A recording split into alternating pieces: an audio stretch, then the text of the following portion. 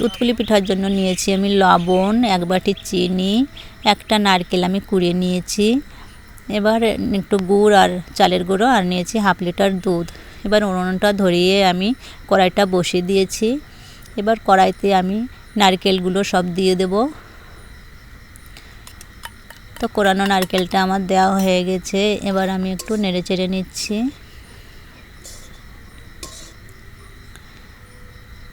এবার যে গুড়টা আমি রেখেছিলাম গুড়টা আমি দিয়ে দিচ্ছি। গুড় আর নারকেল ভালোভাবে মেশাতে হবে। গুড়টা একটু দলা মতো আছে, ভালো করে নাড়তে নাড়তে গুড়ের সাথে মিশে যাবে। এভাবে আস্তে আস্তে নাড়বো। দেখো গুড়টা ভালোভাবে মিশিয়ে গেছে। আমার আর একটু জাল দিতে হবে, এখনও নরম রয়েছে। তো দেখো নাড়াচাড়া করতে করতে আমার কালারটা চেঞ্জ হয়ে গেছে, মন্ডটা হয়ে গেছে। এবার আমি নামিয়ে নিয়েছি। দেখো কত সুন্দর হয়েছে। এটা আমি যে পিঠাটা বানাবো দুধপুলি পিঠা, কুলি পিঠার মতো বানাবো, সেই পিঠার ভিতরে আমি এটা দেব। দেখো একটা থালায় আমি নামিয়ে নিয়েছি সবগুলো। এবার একটা কড়াইতে আমি একটু জল দিয়ে দিচ্ছি। জলের ভিতর দিয়ে দেব আমি একটু লবণ। তো লবণটা আর জলটা আমি একটু ভালো করে মিশিয়ে নিচ্ছি জলের সাথে। আর জলটা যত সময় না ফুটবে তত সময় আমার অপেক্ষা করতে হবে। দেখো জলটা ফুটে গেছে আর উপর থেকে আমি চালের গুঁড়ো আস্তে আস্তে করে দিয়ে দিচ্ছি। চালের গুঁড়ো একটু একটু করে দেবো আর নাড়তে থাকবো। ভালো করে নেড়েচেড়ে মিশিয়ে একটা মন্ড মতো বানাবো। দেখো আঠালো একটা ভাব হয়ে গেছে। এবার আমি এইভাবে নাড়বো, অনবরত নাড়তে নাড়তে দেখতে একটা দলা মতন হয়ে গেছে। তো এটা আমার হয়ে গেছে। এবার আমি একটা থালায় নামিয়ে নিচ্ছি। এবার হাত দিয়ে আমি আস্তে আস্তে চেপে চেপে এটাকে একটু মেখে নেব। গরম থাকতে থাকতে এটা করতে হবে। তো আমি হাত দিয়ে চেপে চেপে এটাকে মাখিয়ে নিয়েছি। এবার একটু ছোট একটু লেচি কেটে নিয়ে আমি দেখো একটা গোল পাকাচ্ছি হাতের তালু দিয়ে। এবার ছোট একটা বাটির মতো বানাবো।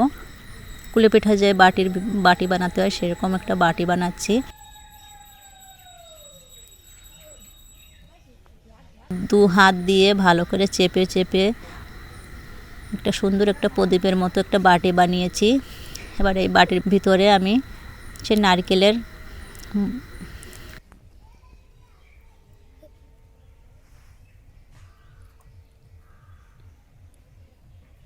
গুড় দিয়ে নারকেল মাখানোটা আমি দিয়ে দিচ্ছি। এবার হাত দিয়ে চেপে চেপে এভাবে একটু সামান্য ডিজাইন করে নিচ্ছি।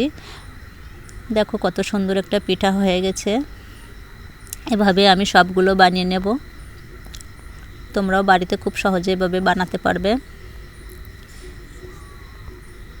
দেখো আমি এক এক করে সব বানিয়ে নিয়েছি।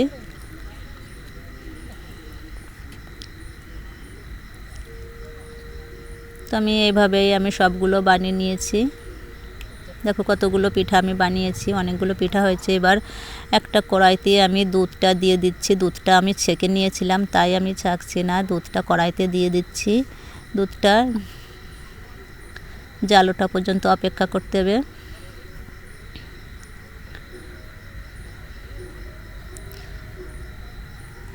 দেখো দুধটা জাল উঠে গেছে। এবার আমি 1 বাটি চিনি দিয়ে দিচ্ছি দুধের ভিতর মিষ্টির জন্য। চিনিটা দিয়ে একটু ভালো করে নেড়েচেড়ে নিতে হবে যেন নিচ থেকে লেগে না যায়। এবার এইভাবে নেড়েচেড়ে দিলে দুধের সাথে মিশে যাবে আর নিচ থেকেও লাগবে না, চিনিটা সম্পূর্ণ গলে যাবে।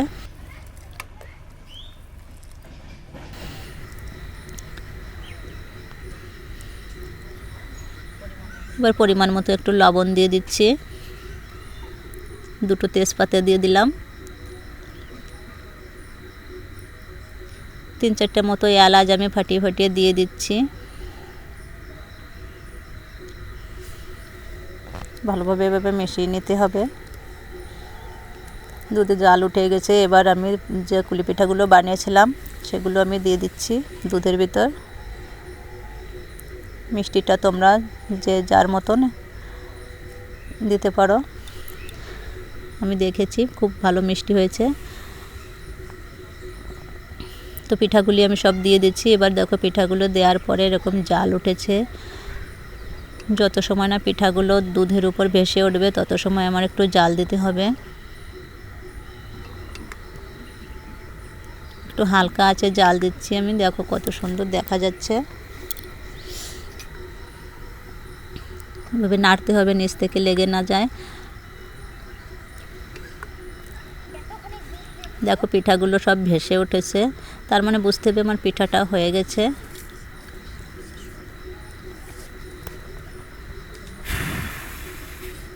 কত সুন্দর দেখা যাচ্ছে। এবার আমি নামিয়ে নেব। তো পিঠাটা আমার হয়ে গেছে। এবারে একটা থালায় আমি আস্তে আস্তে করে নামিয়ে নিচ্ছি।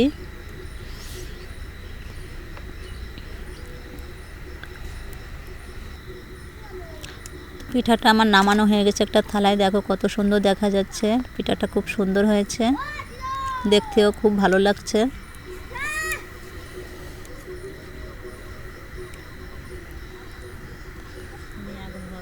দেখো বন্ধুরা, পিঠাটা আমার খুব সুন্দর হয়েছে। তো মা আর প্রীতম খেতে এসছে, ওরা তো খাচ্ছে। খুব ভালো হয়েছে পিঠাটা, তোমরাও এভাবে বাড়িতে বানিয়ে খাবে।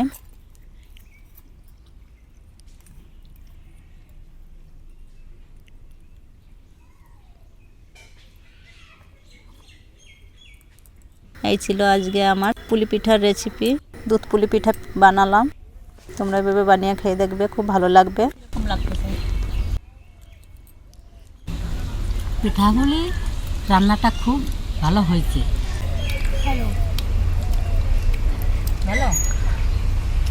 মার কাছে খুব ভালো লাগছে। রান্নাটা খুব ভালো তো হয়েছে। আজকের মতো এ পর্যন্ত। ভালো থেকো, সুস্থ থেকো।